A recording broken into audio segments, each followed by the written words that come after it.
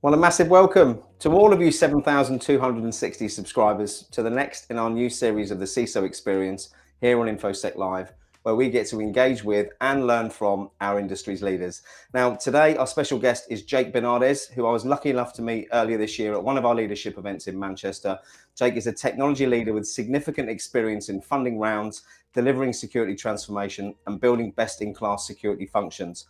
But before we bring him on, I'm your host, Simon Lindstedt, and by sharing stories and best practice over the last few months alone, it's led to nearly 100,000 views here on YouTube by you, our amazing subscribers. So a huge thank you for your engagement, and thanks to your support, it's also led to the launch of our in-person community-driven events in both the UK and the US, with a focus on knowledge sharing, networking, and definitely no sales pitches.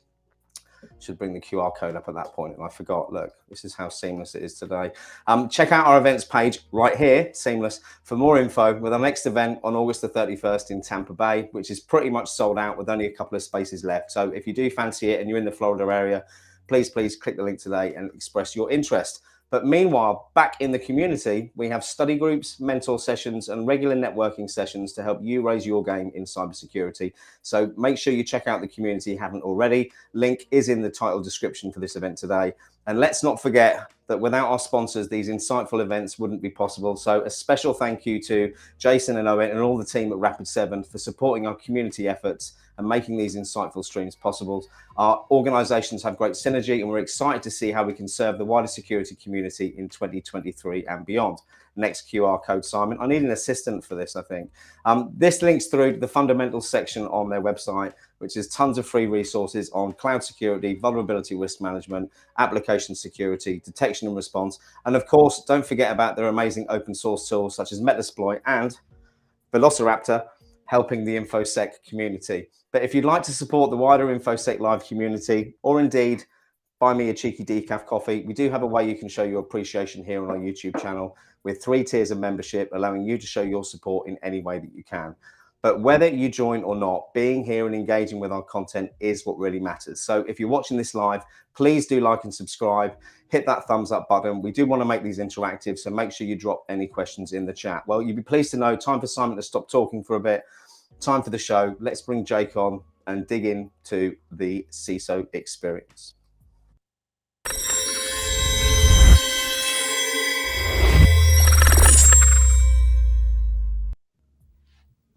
The button did work, and I've covered your face up with a QR code. It's not the best start today, Jake. How are you? Hey, Simon, how's it going? Yeah, really well, thanks. It's been a minute since we first met back in Manchester. For those that weren't at the event who are watching, Jake's insights were absolutely phenomenal. So I'm delighted to have him on the show today. I want to try and get audience interaction involved in this, Jake, and get some awkward questions for you at some point if we can. But if we can kick off by just getting you to give the audience a bit of background about yourself and what you're doing now, that'd be great. Yeah, so my name is Jake Bernades. I'm currently acting CISO at Wistic. It's a vendor risk management platform that enables people to assess the risk in their supply chain and to respond to assessments they receive themselves. Prior to that, I was the CISO of a company called Single Store, based out of Silicon Valley, which is a database company disrupting how we use and consume serverless databases. And prior to that, I spent a number of years in consulting across KPMG, NTC Group, and originated at IBM. Everything from kind of pen testing through to VC, so GRC work, and I've spent a lot of time on planes. So I've been living in the UK or working in the US for a number of years now, and tagging my family along with me. I took my daughter at basically 5 or 6 months old to live in Georgia on a hotel on the Dead Sea for a while, and then we moved almost immediately to the US for a while as well. So yeah, it's been a ride. Have the children enjoyed it though? I think so. Yeah. They might even be watching. So I think so. It's an adventure, right? I think what's interesting is your career can often end up spanning into like kind of an adventure. And we've taken every opportunity that came. My wife's been incredibly supportive in always saying yes, but I've said yes before I've asked her. Yeah, through that, we've been able to see parts of the world and meet people and see things that very few people are privileged to do so. So yeah, it's been a real ride. That's fantastic. What is it that drove you to get into technology in the first place, Jake? I think every one of us that's probably listening to this has an inner nerd or geek inside them somewhere.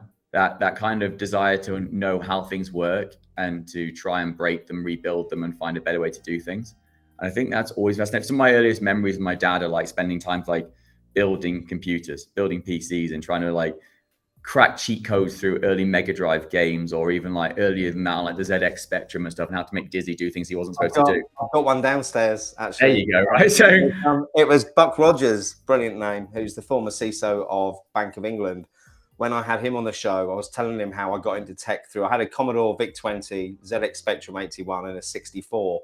And after the show, I had a parcel arrive at home 3 days later, which was his ZX Spectrum from when he was a child. That's probably worth a few bob now. That's probably worth it. I haven't got the tape deck, so I'm struggling to load things. But so it was playing around with your dad, playing with computers. And then what happened when you left school? Did you leave school knowing you were going to go into tech, or was it a different journey? No, I don't think so. I ended up at university actually studying Chinese and German. I ended up doing a language degree. Ended up living in Beijing. I kind of went through this period where I was trying to work out what was the hardest thing I could possibly take on from a language perspective. Did the whole Chinese thing and then realized quickly that I didn't really want to be a linguist. And so fell back, as many people do, to like, what am I good at and where can I find a job that will allow me to grow? Spent some time at IBM in Z in technology, then ended traversing across to KPMG, where initially I was actually working in more of a financial function, looking at deals, predominantly tech sector deals, but kind of how you assess the value in a company and their growth trajectory. Then opportunity came there to move into a full pen testing role. And effectively, they kind of tested competency rather than asked for documented competency. Transferred across to there. That was a number of years ago now, and I've never really looked back. So I think like many people, one of my kind of suggestions to a lot of young people when they ask is like, where should I go and what should I do is, firstly, you can never really forecast your career. Like you don't know what's going to happen next, but take every opportunity that comes and do, most importantly, what you love. Like I'm fortunate, I'm one of those people that I enjoy and love what I do. And that helps so much in terms of progressing, succeeding, and finding fulfillment in your life. But you say you're fortunate to be in that position. I think there's a little bit of design on your part that, I mean, you've said it, you've embraced opportunities, you've seized things when they've come along. And it sounds like you're the kind of person, Jake, who'd only really want to do something that they enjoyed. Have you always been like that, or is that a more mature? I think so. I've always been driven. Like I've always set myself goals and objectives and worked towards them. So I think I've always been orientated that way and motivated that way. But yeah, I think if I find times when I'm frustrated or not enjoying what I do, rather than like I think some people maybe do and just kind of accept that's part of life and move on. Yeah. I suppose what I found is that what it's now kind of commonly named as the disruption gene or kind of part of us was always like, well, if it doesn't work, like get out and do something else. Yeah. I think that's more, it's the ability and desire and willingness to take risks. Yeah. That I think drives us to find the things that we're good at and that we like doing. 100%. I mean, my desire to take risks, I think, was partly driven by ADHD throughout my life, as in not very calculated risks. So I've made a few mistakes. I think looking back for me, though, it's been that risk taking that's given me lots of different opportunities. And also along the way, I don't know about you, but lots of life lessons that you need to be a bit more careful about the risks you take as well. Definitely. I've probably been on firing lines multiple times for saying the wrong thing at the wrong time to the wrong person. So yeah, definitely. I think that, but it's learning from those lessons, right? It's our ability to grow, yes. To accept weakness and faults and to build on them that makes us able to like transition to the next phase.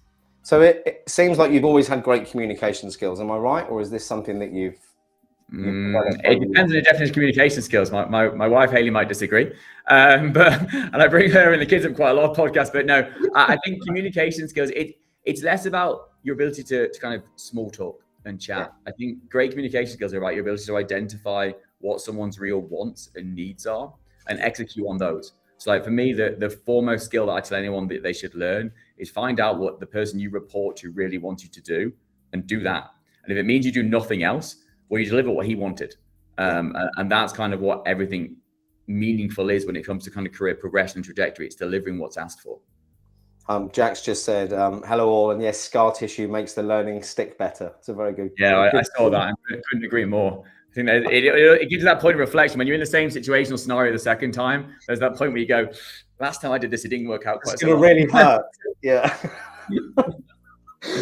Just taking a step back. So from someone who misguidedly thought at 46 they could come into this industry as a pen tester back in early 2020, which obviously failed miserably at, the transition from pen tester to where you are now as a CISO, talk to me about how that happened and what the challenges were there. Yeah, it's again finding what you're good at. Like pen testing itself is broad. We automatically bring it back down to like infra testing. That's the only thing. And that's just not true anymore. Like the largest weakness in any business is its people. So for me, like social engineering and human phishing is the most important element that a pen tester can have in today's world. Infra testing is kind of slowly dying out as we all go fully cloud-based. I mean, I know I'm going to get challenged on that probably in the chat, but it's becoming less relevant, especially if it's not cloud focused. You see a lot more rise in obviously cloud apps, so mobile app testing, web app testing, that kind of stuff. I think for me, I realized that I was a pretty average pen tester. I quickly realized that in the social engineering engagements I had that I was pretty good. Like I could move people around and negotiate and obtain my goals effectively without Don't use the manipulate word, Jake. You want to use the manipulate word. Without going to a command line, I could get to the point that people could with days on a command line. So I think that I realized that quickly. And then that naturally progresses. People are like, oh, actually, you can communicate things effectively and you can explain like that vulnerability and what it means in a way that some pen testers can't. Yeah. And I had a communication skill set that was different. And so I traversed into kind of the GRC stuff, ended up doing GDPR work because I was based in a company that had a large footprint in there. Yeah. And then moved from that into kind of vCISO type stuff where I was asked to help kind of tech startups, particularly Silicon Valley based ones, move from a nothing program to one that allows them to try and sell to Goldman Sachs. And then from then, one of my customers hired me. I pen tested single store, then MemSQL, and got hired by them. And yeah, since then I've held kind of security leadership roles. I think it's interesting though, when you look at like CISOs and you talk to a lot of them, there's broadly speaking two different types. Like there is broadly speaking your kind of more technical engineering, pen testing, technologist background where I probably fall. And there is then like the kind of auditor, almost like MBA financy background, which we often see in the big banks and in the large kind of fortune companies. And I think your sweet spot is trying to merge somewhere in them, like trying to be able to have the capabilities and skills from both of them. Did you have a fair amount of knowledge around how a business works before you got to the point of dealing with the board and being at that level? Because I think for some people who I interview, as you rightly said, coming from that very tech focused background, when they have to all of a sudden start communicating with CFOs who speak a completely different language, it can be quite difficult. How did you find that?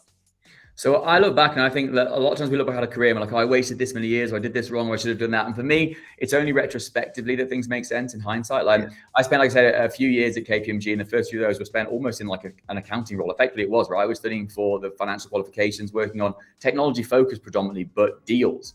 And that enabled me to understand the language of like, what do X multipliers mean? Like, how do you really value a business? Like, how do you quantify risk? And so when I go to our CFO now, I can say, I want products A, B, C, D, and E. You don't have to pay me for them, that's fine. But if you don't, this is the number of risk that you're taking on. Like you decide what you're comfortable with. And that communication also, like when I help and support in customer calls or CS calls, when they're like, your product's not worth the value, or like, we want to spend this much. I'm like, that's fine. But you do realize that you're paying X dollars to mitigate a risk that is worth 20X of what I'm asking you to pay, right? So those kind of skills, I think we need to teach better.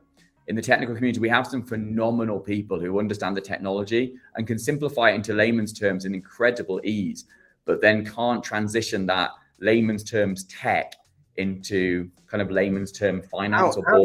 How do we do that? I suppose without them taking a step into doing an MBA or some other form of kind of degree or training, is there any suggestions you could make as to how people in that position could help improve those skills? Yeah, I think there's enough I mean, you go to like Pluralsight and like Udemy, and there's various other things available that I'm endorsing any particular ones. There's enough there on kind of business fundamentals and risk financial fundamentals and like core financial principles you can pick up and learn from. I think you can go and look for, like, I'm a big advocate for mentors and peers. Like if I look in my life, there's 3 or 4 people I can pick out who have massively shaped my career, and finding mentors who don't just love you, like expose you to the things that you're not good at, and also have the ability to educate and progress you in the things you're not good at is really important. So I think it's important to have someone who'll tell you when you're not doing it right and you need to change as well, because it's all very well having someone who'll blow smoke up your ass and tell you how well you're doing, but sometimes those important mental relationships are the ones where someone will say, you know, look, Simon, you're being stupid. You need to stop doing that and you need to do this. Yeah, 100%. One of my best mentors, a guy called Ben Jepson, I'm still very good friends with from NCC Group. He's moved on to SureCloud now. He was a sales guy traditionally. He ran the RM&G practice, the kind of GRC practice, but he taught me how to sell and how to get in front of an audience and articulate my message in a way that made it engaging, rather than just what I had, which was these are all the technical parts and I can like kind of talk you to death on technology until you go blurry eyed. But he like made me actually make it stand up so I can sit in a room with a CRO and say, look, this might be a security product, but this is how it benefits your sales teams. It shortens sales cycles. It does A, B, and C. Like that kind of mentor is the ones that you want to seek out. Find people who aren't necessarily in your remit. Don't go and find a CISO mentor. Go and find a CRO mentor or a CEO or a CFO, someone who can teach you stuff you don't already know.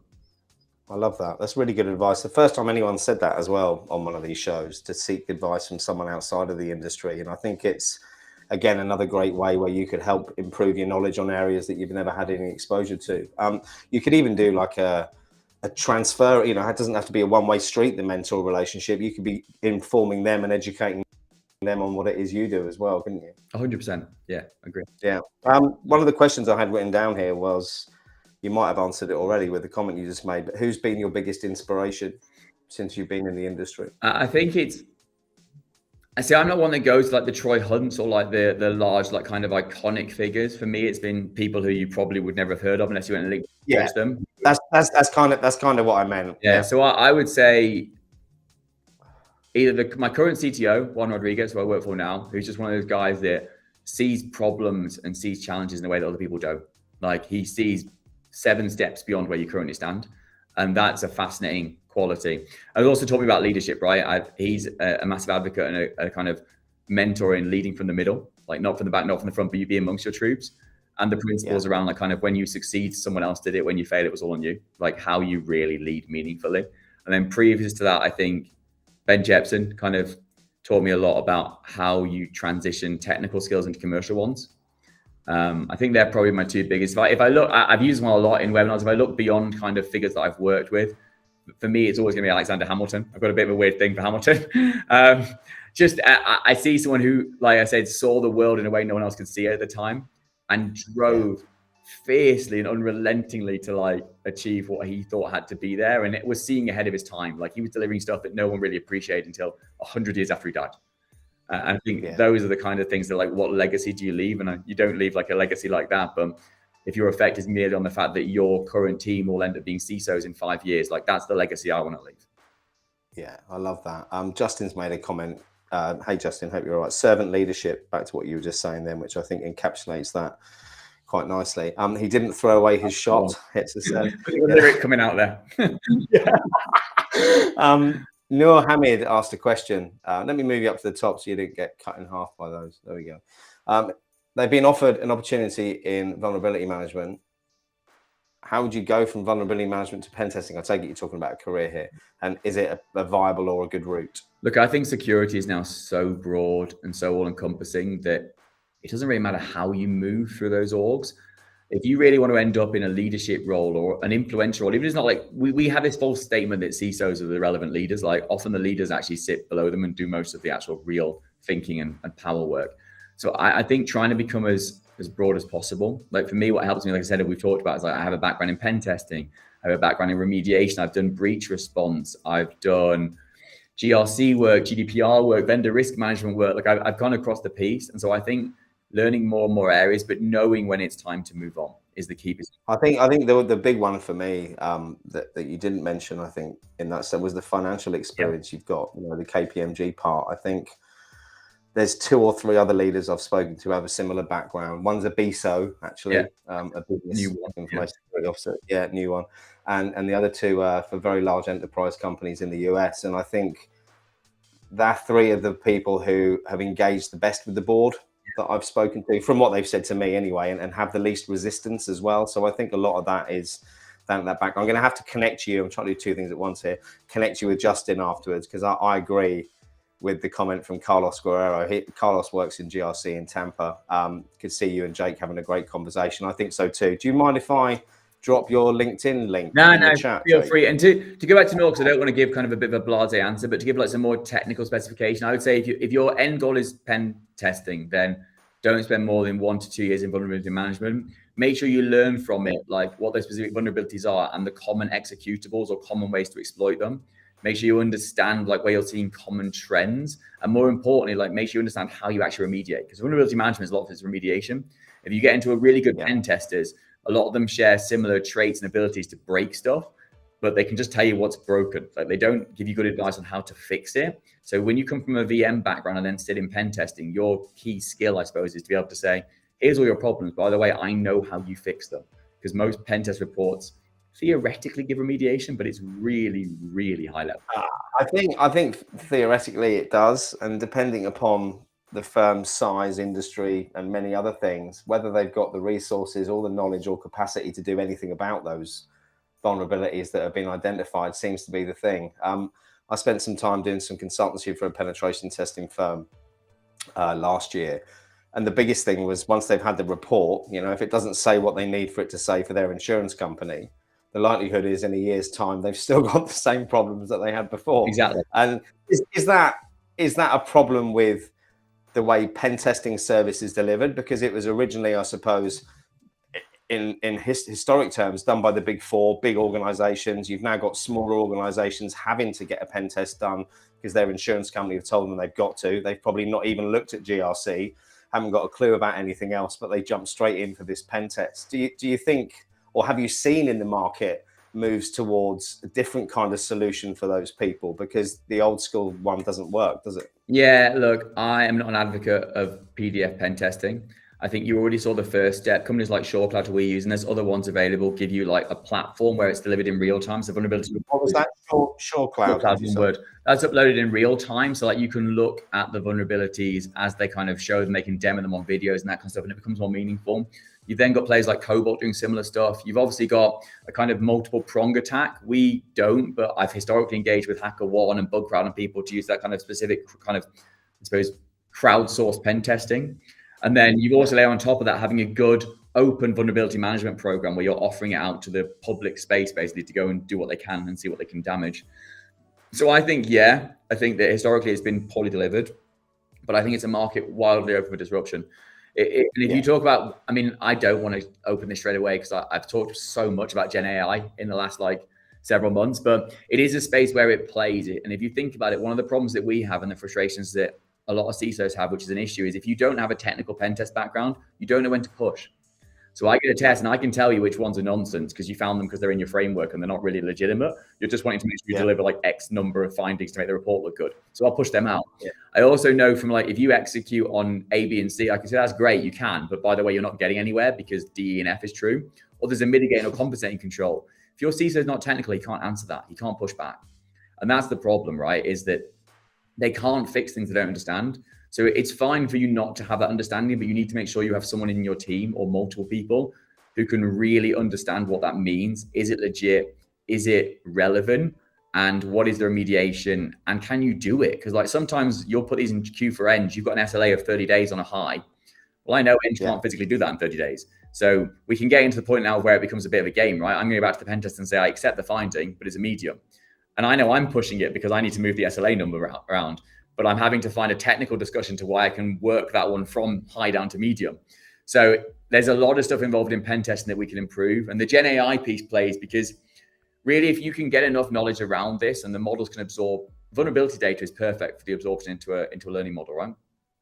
You can get relevant findings that say this is a high because, however, it could be a medium because, based on other people's opinions and historic findings, and give you actually real meaningful remediation effort. Like common remediation attempts for this are A, B, C, D, and E, rather than just what the pen tester gave you because they copied and pasted from the last report. Jack Hewitt's just made a comment there. Hey, Jack, thanks for tuning in. They've started moving to giving recommendations along with an order of what would make a difference. And I think that's key, right? So like, number one, what's going to give you the biggest bang for your buck if you go and fix it tomorrow? Yes. I can do that. But if I'm not me and I'm consuming from another person, that's what I would want to be told. Like, if I'm going to spend on 3 of your 10 things, my engineering resources, which one's going to get me the furthest along the line? And that's the bit that we don't really do very well as a pen testing industry. Do you think then, back to the comment about technical and non-technical CISOs, sounds to me like perhaps there isn't a place for non-technical CISOs, or is that you're forcing me into a corner to form an opinion? I can't. Rumble. I think, look, I'm becoming known and branded for having opinions on things, and look, I think that time's died. So I think the CISOs that sit at a lot of our Fortune companies now, and there are always exceptions to every rule. Yes. Yeah. Caveat done. The traditional came from an audit background, came from a legal background, came from a finance background, understands risk quantification, and is running like the cyber department for a bank or for a major retailer or whatever it might be, right? I think when they retire, the people that replace them are not the same type of people. So I think that now, if you look in like the tech has always been the place where you find the future. And it's bleeding edge because we take risks and we adopt first. And if you look around my peers, they're all the same as me. Like, they come from a background where they are risk. They're the opposite, risk averse. They love risk. They want to find ways to find their companies secure, but enables growth and to play in the gray spaces, because we're all working towards IPOs and exits. That's our primary goal. It's not protecting an existing legacy. And we come from a background where we are broad enough that we have both the technical and non-technical skill sets. And because we've been forced into leadership roles in small 100-person companies, you've always had to develop the commercial stuff quick. It's almost like a world where you take a job and then work out how to do it later. But sorry. Go on. I was going to say, there was always a workaround. The most important thing right now in security is becoming hard. There's no question. Our remit is getting larger and larger. Everything's cloud or SaaS, hyper-connected. Like, the traditional CISO role is not really there anymore. The CIO role is often dying and being absorbed into my world, which means that it becomes so important how you hire. The best thing you can possibly do, and the worst mistake you can make, is hiring the wrong people. If you have a weakness, admit it, acknowledge it, go and hire someone that's good at it. Yeah, no, I completely agree. The point I was going to try to sort of jump in with, as my ADH brain does sometimes, I had a discussion with, he won't mind me mentioning his name, good friend of mine, Joe Evangelisto, who's a CISO in the US. And he recently did a post on why he hasn't gone to Black Hat and any other conference this year. And Joe's the CISO for an organization with 300 people. He's the first CISO within that organization. He is very technical. He has a million different jobs to do, but none of the vendors at these events ever want to speak to him or give him any help because he's too small. Where do you see the future of a CISO role? Because let me just frame that a little bit more. I think as you see more and more companies realize they have to adopt some form of security within the business, the CISO role will increase more, and you'll see CISOs coming in at smaller firms, perhaps. Do you think, firstly, we'll see an increase in those smaller CISOs or firms with smaller CISOs? And second part of the question, what's the CISO role going to look like in 5 years' time? We're already seeing CISOs at tiny companies. I was hired both times at a company that was 100-person headcount or less at the point I entered the business. I left Single Store about 500. Wistic's currently at 150 and growing. So I've always come in small. And I think that will never change. I think you're looking at 50-person companies with at least, the problem is you've also got this thing where you've got a VP of security as an acting CISO effectively. So it's rare to not in post, particularly if you're selling tech, particularly if it's SaaS. So I don't think that's going anywhere. I think in 5 years' time, outside of maybe the Fortune 100, you probably don't have CIOs. I think you probably have a CISO who runs it. Because right now, like, you look at our organization, I've got no on-prem, nothing. I've got about 150 SaaS apps and a massive AWS sprawl. What's the CIO doing other than managing the relationships with those vendors? Because it's my job to secure them and make sure it's configured correctly. The architects build it. So like, you kind of are almost removing that role. It becomes more of and that's why the BISOs come to exist, because that's almost in reality a combination of the two. It's about business systems.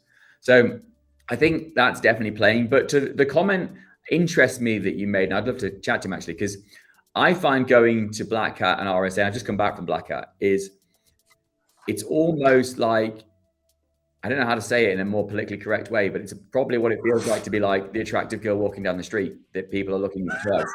Because if you tag, every salesperson wants to sell to you. Like, size of company is irrelevant now. Like, the difference between what I'm spending on a product like Lacework or Do Control or Drata or Anecdotes, whatever it might be, or Sneak, compared to a Fortune company, at very, very worst, is probably 50%. Because my infrastructure is the same size. I might not be as big a company, but that's because that's not how tech works. So I don't necessarily agree that there's less interest in trying to sell or solve the problems of smaller companies, but I do think there's probably a way that you have to engage initially to open those conversations. But if you walk through a conference with a CISO tag, it doesn't matter what your brand is, people are going to stop you. No, you need a t-shirt that says, "I'm not a decision maker. I've worked this out now." Or just put something else on your badge that doesn't say CISO. I mean, then you get to, but I answer this question loads of times at Black House, right? This is, you go to, I am not a decision maker. I'm a signer. Like, if you want to sell to me, go sell to my team. Like, you get them to tell me this product's phenomenal. It'll save us so much time. It'll make everyone's life so much easier. I'll sign it. Like, I'm not going to go in deep dive on a product because, you know what, I'm probably not going to use it. So like, I think that's a key lesson as well. Like, when you talk about hiring, is hiring not just people who are able to do a job, but able to do parts of your job. Like, more that they can adopt. Better than you can. Yeah. And they are. Like, my team are way better at product evaluation than I am. They come back and tell me what the best is. First thing I'd say about that, I know Joe would love to connect with you. He's trying to put together a group of similar firm size CISOs for knowledge sharing. So I'll do an intro after. I think one of the other things he said was that in the businesses he's worked in recently, there's not a lot of budget. So when it comes to buying tooling or buying anything that he needs, it's very difficult not to get the buy-in from the board. But the simple fact of it is it's a young, small company. They haven't got any money. So it's working out ways to do things without spending too much money. Yeah, you've got to be smart. Look, last year was different. You could buy whatever hell you wanted because money was cheap and everyone had it. This world is different that we live in now, right? Even we are. Wistic is an amazing product. We're using a lot of AI, and I could give a massive sales pitch. But what is it Wistic do? We might as well cover that off, seeing as you're on it. I was avoiding the sales pitch. Let's cover it. So in a modern world, we're hyper connected, right? We have hundreds of applications in our business. There is huge amounts of data flowing between all those applications at any point in time over APIs or various other systems. Tracking it and understanding it is now impossible.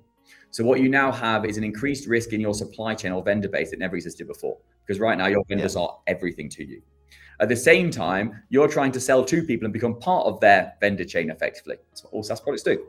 So what we enable you to do using some pretty smart AI recently is, firstly, if people are assessing you, they can either view what we call a profile. Think of a LinkedIn profile for your business, questionnaires, collateral, answers.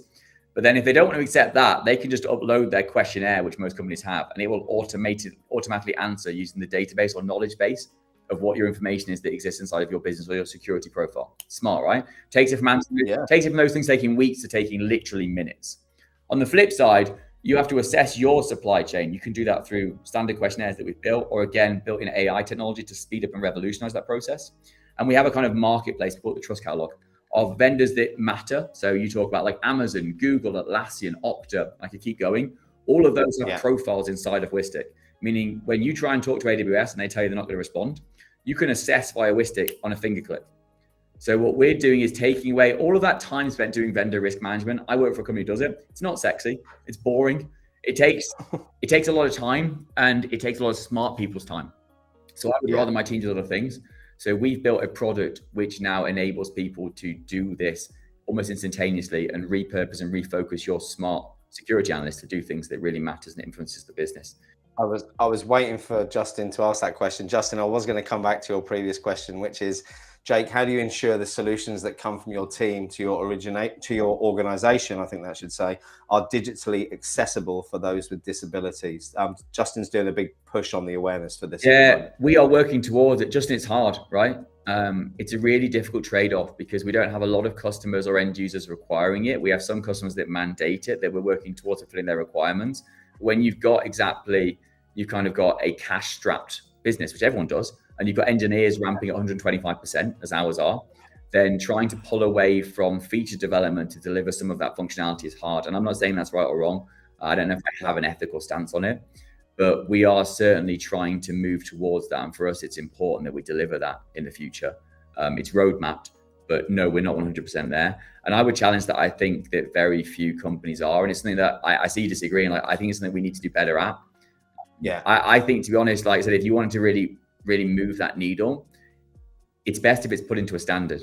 So if something like SOC 2 or ISO, which everyone needs to sell, suddenly mandates and says you need to have digital accessibility, then overnight we probably all prioritize and deliver it within X number of days, because it becomes something we have to have.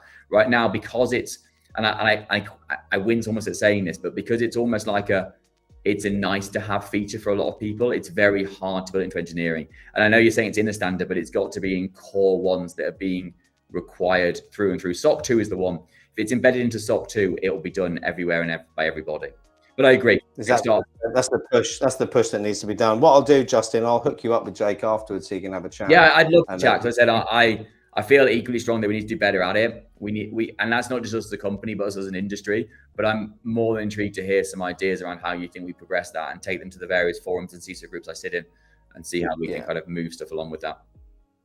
He says he's working with me. I'm excited to hear about that as well, Justin. I look back to my late grandmother was registered blind, although she was partially sighted, and she was completely deaf as well. The technology at the time, though, to help her with that, she had a massive magnifying glass that sat in front of her television screen. That was about as good as it got. And I've still got actually her watch from the Royal Institute of the Blind, which had like a big face with big numerals, etc. So yeah, thanks, Justin. I appreciate your comments. Next question then. What's your biggest challenge been in your career, Jake? My biggest challenge, I think it depends on what day you ask me. I think the biggest challenge is always accepting the fact that this industry is not learnable. I feel like in a lot of roles I look around in my company, I'm like, I could tell you all the things they need to learn to be able to deliver well in their role. And I don't feel like I can ever get there, because by the time I learn one thing, something else belongs that didn't exist before. Like whether that is the CSPM, the cloud security stuff, it wasn't really around until about 3 years ago, or whether that's now looking at stuff like do control and SaaS security postures or app omni for a competitor, so we don't have just one. Like there's so many things arriving tomorrow that trying to just firstly accept you can't know everything. I think that's a massive challenge. Yeah. And secondly, trying to stay actively relevant is really hard. Like to have an opinion as a CISO, when people come and ask me what I think about this or think about that, there's a lot of work to make sure that you've got sufficient and relevant knowledge to have opinions. Yeah, I can only imagine. That's why I've got no intention of ever becoming a specialist, and just talking to intelligent people, it makes my life a lot easier. Not there was I'd use, but I survive. Yeah, there's a question came up earlier from Noor. How do you explain security needs to a CEO? What do they want to know? What kind of detail? Yeah, it's interesting. You were talking about budgets and then we got off topic, but I think one of the ones to explain security needs is what does it matter, right? And I come back to my point earlier about the best way you can succeed in a job is by finding out what the person you report to wants and delivering that. And a CISO or kind of security will often report directly to a CEO or a CTO and /CEO. And so I think in explaining the security needs is what's the benefit? Like if I want to spend on the SOC or an ISO program, why? Because you can't sell the product without one. Like if I want to go and build out a better Okta or SSO integration with some other platform, why? Because it significantly mitigates the risk of lost devices and or lost IP, which is expensive. If I want to talk about why I want to hire 3 more people, because if you want to go and sell to Goldman Sachs or PwC, they're going to talk to you about SLAs for security engineering remediation or for vulnerability management. If I don't have these people, we're not meeting those SLAs. So I think it's always about being able to quantify the why. I think that's the problem that a lot of people struggle with, is like you can explain what you think is good about this, but unless you can explain what the business value is or the why, then it's very hard to get buy-in. I think often as soon as you give those, people understand and get it. They might, don't get me wrong, there's often pushback and challenges and says, no, that's new and shiny, you can have it in a few years' time. You don't. That's taking the time to understand what drives people and what keeps them awake at night, which is a lot about understanding people's personalities and what drives them, what it is at work that they're responsible for. So if you're going into an organization, I mean, this is not from a CISO point of view, but from any kind of management point of view, it's getting to know those individuals who are going to be key parts for you moving forward. How do you do that when you get into an organization, Jake? What steps do you take? So I think that's a key part. So I don't know how many pen tests online, but I think that's a key pen tester skill, is we understand how to break things down quickly, and whether that responds to some kind of ADD we probably all have in some degree when we work in tech, particularly in security. Your ability to kind of break things and see things and put things back together and kind of almost play Lego with an infrastructure or within a business. that translates straight into people. It's the ability to see like, what are people's key drivers? What do they care about? What are they being paid on to deliver? Like, how can I support that? And if I can support that, what do I reciprocally want from that in order to help and support mine? It's identifying that kind of network the same way that you would in a technological network, seeing like how different parts of the business make sense. And then beyond that, it's relationships, right? And that's where it always boils down to. It's building trust and relationships beyond work. If you're outside of a workplace, why are you talking about work? Like, you need to build relationships that matter about people. Like, I know, for example, our VP of sales is a massive climbing nut. I could tell you all about the different places in Utah he's climbed. I could tell you about the various engineering projects that our CTO has undertaken outside of work and the various things that this is sales. This is sales, isn't it, Jake? You have to identify people's needs and show real meaningful like interest rather than just like perusing their LinkedIn and therefore saying, again, I come back to it. So I'll go back to Black Hat. I got sold to a ton of times a Black Hat. And if I think sometimes I bought products, and this sounds weird, sometimes I bought products that I know are inferior to the competitors. And I bought them because I trusted the guy that sold them to me. I bought Lacebook multiple times from a guy called Kyle Havens because I trusted the guy. Right? I liked him. He made an effort to understand and to know me, both on a personal and professional level. I've had people who have come up. I'm a big cycling fan. I've had people who have literally spoke to my team, found out what I liked, and then watched the Tour de France so they could talk to me about it. Like, that sounds weird and stalkerish, but to me it meant, well, they've showed that interest for that level of commitment, then they're probably interested and committed in us growing as a business. And so I think that is something which you can't really buy. And I entirely agree with Joe's comment. Like, people, there's been this traditional like kind of tension between security and sales. I love sales. There's massive tension between security. And we can talk about that for an hour probably. Just the tension between leadership and the sales approaches they're receiving at the moment. And I've always been super tight. If you go to like any of my LinkedIn stuff and find my historical podcast, you'll find me talking a lot about sales and security. Like, sales drives businesses. You want to have more budget, help your salespeople sell more product. Like, that's a simple equation. And I think we need to get much better at both educating our salespeople about security, about why it matters. Like, they're frustrated half the time because they don't understand. Like, educate them, but at the same time, take the time to learn. Like, why is it important that they want this yesterday? Like, why does the deal need signing like before yesterday? If we understand that, then we can reprioritize. But neither of us spend enough time, I feel, as orgs really understanding what the other one does. It's always been like these are the yes people, these are the no people. But that's just not true.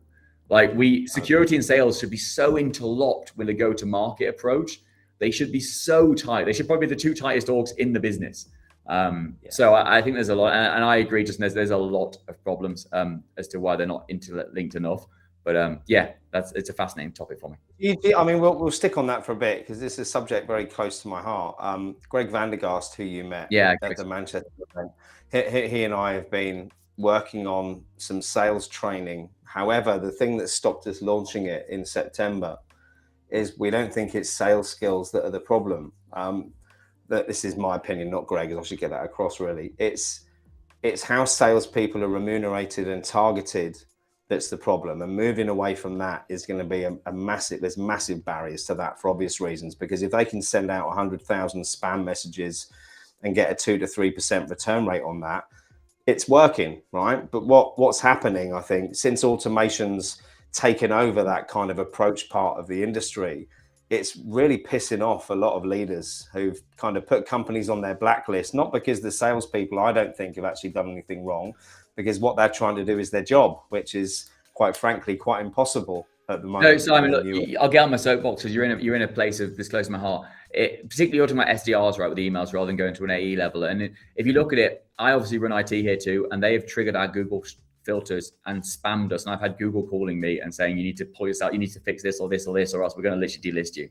So like, I entirely agree. And my message back to them is I spent hours demonstrating to them and showing, look, you might be able to send 10,000 emails a day, but 9,950 of them are going straight into spam. And I don't open my spam. And I don't know anyone who does open their spam on Gmail. So you need to get into a meaningful place. So if you send 20 messages a day, but they're handwritten, curated, and they appeal to me because you've either mentioned my business or me or what I do or the common challenge you know that every CISO has right now, because we've all got 5 or 6 common challenges, then I'll read it. And like, if you've gone to that effort, there's a good chance I'll at least give you a demo. And that's what you want, right? You want a chance to get in front of me and show your product. At that point, it's a coin flip. Do I need it? Do I like it? Does it work? Yeah.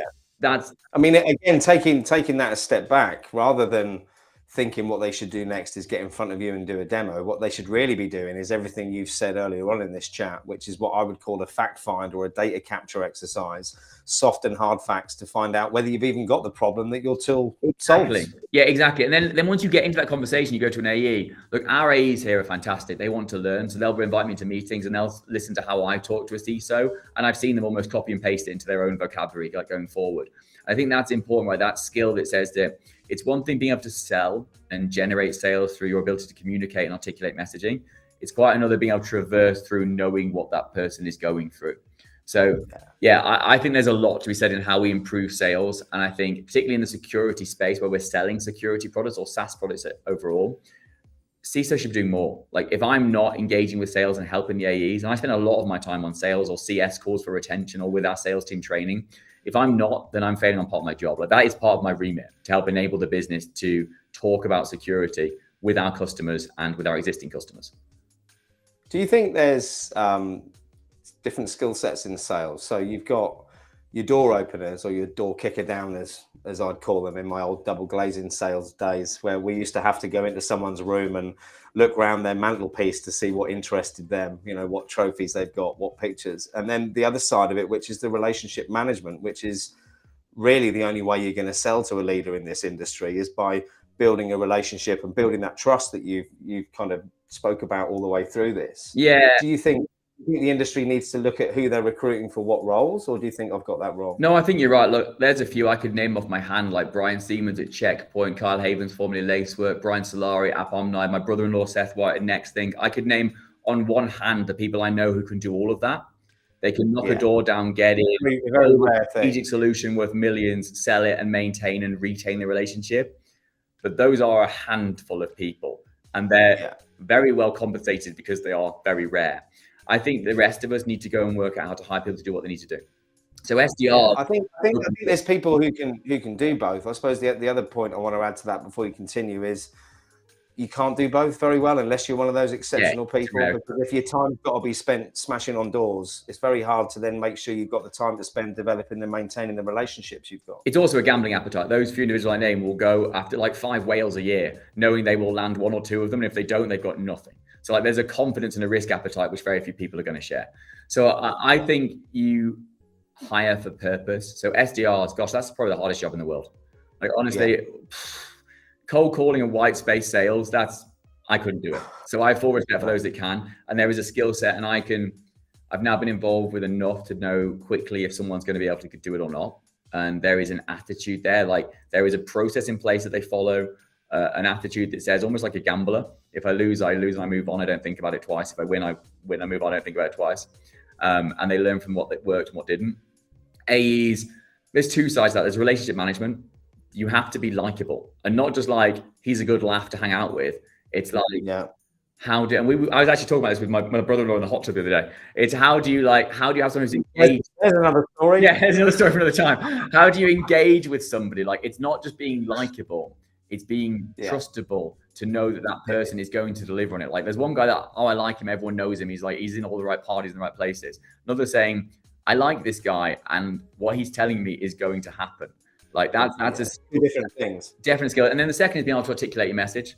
Salespeople, I think sometimes we've got great ones here, and I've met a lot of good ones who learn from the buyers, whether that's me or whether they go to a CIO if they're selling a CIO product, they go to a finance director if they're selling a finance product. They learn from the buyer to understand what their lingo is, what their problems are, how to talk to them, rather than trying to rehearse and perfect the message they think they should be sharing.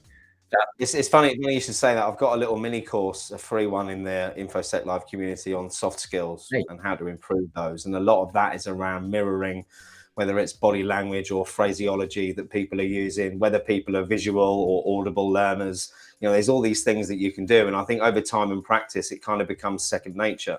But it's definitely a learnable skill. Let me put you on the spot with a question then. Right. So we've met in person once. And we've spoken now for the last 40 odd minutes. Which sales role would you put me in, or would you not? I'd put you in an AE role. I'd put you in a strategic accounts AE role, because you're taking my information, digesting and returning it into insightful content, which I think is not just an AE, but someone who sits in the more complex accounts. Okay. Have you got any jobs? When we do, I'll give you a shout. I tell you.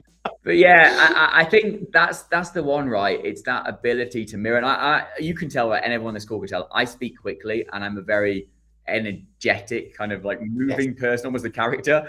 And I've had a couple of guys, Kyle Haven's been one who sold me Lacework my first time at MemSQL. And I noticed while having dinner with him that he started to increase his speed of speech. He started to almost jump and bounce like I do.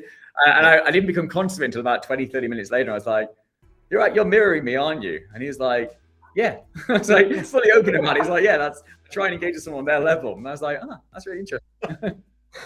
I think the more you do it, the more you don't realize you're doing it as well. You kind of do it. I mean, I'm quite, what's the word? I wave my hands around a lot. I'm quite expressive anyway. So I think we're quite similar with that. Couple of questions there. It's love that. Unless it's deep fried spam, don't sign me up for that. Brilliant. Joe says, what kind of roles are these skills suited for? And he's talking about all the soft skills that we've been talking about now, but not sales. And let me give you a bit of context around that. Joe's a member of the InfoSec Live community, sales background, battled through adversity in his life. He's one of the most charismatic, engaging and entertaining people I've met, now trying to break his way into this industry. What direction would you suggest for someone like that? Look, it's just put it perfectly. The sales skills are applicable to any job in our modern world. Sales skills are relevant to everyone. If you can't sell yourself, you're not getting a better job. So, but I think if you want me to give something more succinct, consulting. If you look to where kind of the soft skills are most applicable, consulting, GRC, specifically CISO in a later point once you've developed that career, that is where the soft skills really matter, because you're often holding a leadership role or a tenure of a leadership role. You're often delivering that kind of capability already. And if not, you're having to quickly explain to a board a large, complex thing, which they don't have anyone there to reciprocate. So could we argue, though, based on what you said earlier, with regards to the skill levels of some pen testers, could you argue that it could be quite useful as a pen tester as well? 100%. I think the most natural when we talk about the soft skills is obviously consulting, but there's a massive gap in pen testing for people who are able to articulate their message in front of a board that is not technical. Often in the startup world, particularly, you won't have a CISO, you'll have a CTO, but you don't have anyone else who really has that technical understanding. So being able to actually take a really complex thing and say, this is it, this is the problem, this is how you execute it, this is what it means. This is what the real risk here is. That is invaluable. And like I said, there is such a gap in pen testers' capability to do that right now. Even the good ones I've interacted with, that you would have an amazing opportunity. We worked with the guy at Shawcloud called Nick Hayes, who runs their pen testing practice. I'm name dropping a lot of people today. You have, yeah. I've made a note of them to stalk them later. Nick is fantastic. He did a webinar with me not long ago on behalf of Shawcloud, along with Wistic, that we did on AI about a month ago. And he's got that skill. He can take the deeply, deeply complicated and make it simple enough that anyone can understand it. And that is where, with those soft skills really play, it's applying them to something that you do. If you can explain it to a 5-year-old, you're winning. And most 5-year-olds are smarter with tech than most adults these days. Yeah. I'll say my 5-year-old twins are way ahead of me with technology. I was watching my little niece on the iPad the other day, move windows around and change things. I was like, oh, that's quite scary. She's not even... No, I'll tell you how fast that's changed. So my wife and I, when I used to have my own investment business, we went to an investment dinner. This would have been 2011, I reckon. And there was a social media expert. Obviously, it was all quite newish then. Social media expert came on and did a presentation on how the world was changing from a digital perspective and relating that to financial services. But one of the images they showed was a 2-year-old little girl with a physical magazine. So like this, physical magazine. Yeah. And she was trying to turn the page. And we were all shocked by that then, absolutely shocked. Yeah. And this is what, 13, 14 years ago? It's not that long ago. Now I look at my children, and our twins, when they were 5 or when they were 2, they were trying to play with tablets. They knew what they were doing. I mean, it's just moved so quickly, hasn't it? Yeah. Look, I'm an advocate for embracing technology. I don't think we should try and I limit my kids' screen time and try and limit what they watch and make sure we're safe about it. But at the same time, I think they have to embrace technology because their future careers depend on it. But I think it's about learning and teaching the technical skills that will matter someday, rather than I think again, as a society, we don't know how anything works anymore. That's the big problem from my point of view. And I blame this on Video Plus, if you can remember it. So I had a Betamax video recorder. You needed to do a degree in engineering to get this thing to work, you know, to record a show at a certain time. And then 3 years later, they suddenly put 5 or 6 digit codes in the TV pages, and all you had to do is push them in. Since then, no one knows how anything works. Well, there's two core problems, right, with our society, and we could go off on a topic and my opinions on lots of issues here socially, but let's try and keep it reined in. So one is that we don't have the interest in finding out how things work. The amount of times I talk, we use OpenAI in our product. We're delivering a lot of Gen AI features. If you're interested, speak to me afterwards. Wistic is doing some cool stuff. But that's my sales pitch. So what's interesting is how many people who are high-level technical leaders will ask me questions about our use of Gen AI, but I'm like, you just don't understand the fundamentals of how this works. You're not understanding the core competencies of how like API integrated embeddings are returned and received from like OpenAI from their API framework. These are common technology principles that you should get if you're going to question or attack me effectively for it.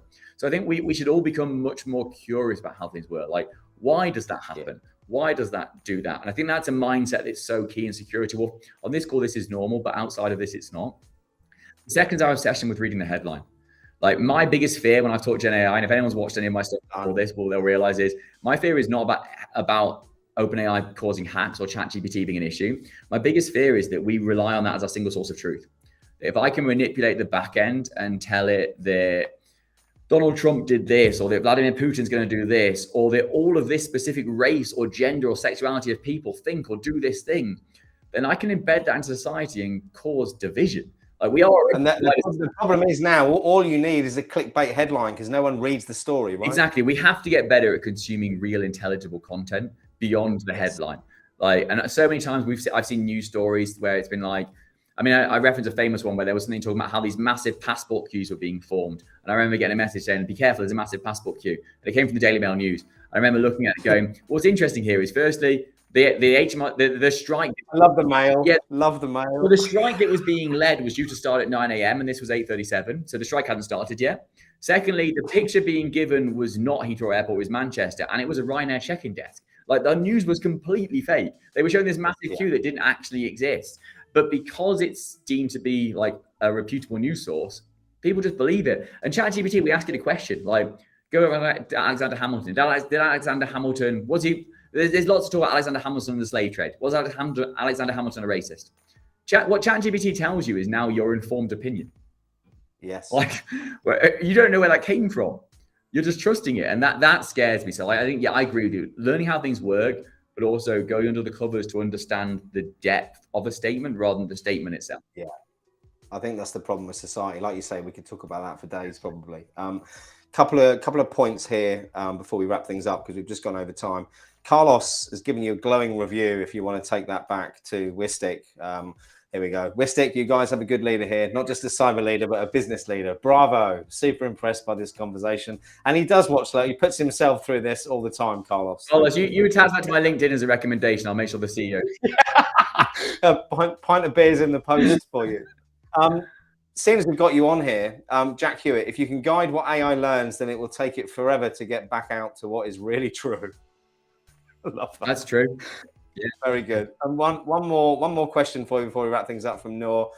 How would you learn these sales skills that we're talking about that are valuable in any industry for non-sales background? So we have this in the community a lot. People saying they're not very good at soft skills. I'm a big advocate that you can learn them, and I've seen that happen. The only reason I've got good skills with communication and people is because at 16 I was knocking on doors selling mobile phones. Then it was double glazing, then it was consultancy work, and it's practice, isn't it? But I suppose how do you practice if you're not doing that for work? Find out your learning style. There isn't an answer to that question. Some people learn well from books, some learn well from content like Udemy and Pluralsight, there's videos, some learn well from gamification, of which there is. Some learn well from, in my case, I go and talk to people. So I'll go and talk to our sales teams and sales leaders that I know. Some learn from doing, get involved on no matter what your role is. If you have a security role and you go offer a salesperson your company, you'll help sit on one of their calls to shadow and maybe give some learnings or advice. No one ever says no. So know what your learning style is first, and then find how you can do that. But if you're having problems, then I said, reach out to me on LinkedIn and I'll happily point you in some directions. Thank you, Jake. I think it's getting in there and doing things that make you uncomfortable. I think there's no easy way to learn it. It's putting yourself outside of your comfort zone so it gets a bit easier each time. I mean, it's like doing these live streams. If you go back 18 months to when I launched this channel, not only was my face screwed up like this the whole time because I was so stressed, you know, I was pouring with sweat because I'd never done it before. But the more you do it, you still sweat, but the more confident you get. Yeah, definitely. I think. Do you mind if I just bring this up quickly? If I've still got it here, where is it? It's just a bit of a pitch for me, actually. So for anyone who's watching who doesn't know, we are hosting the first conference from InfoSec Live in London on February the 1st next year. In discussions, we're going down to have a look at venues on Thursday, so we should have a definitive venue by the start of next week.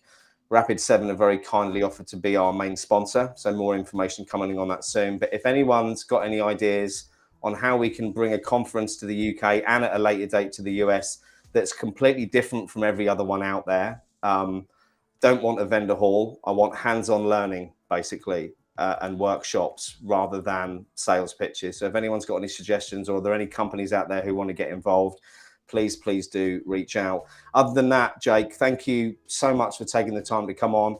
I'm going to jump straight off after this because my kids are screaming downstairs and I can hear them.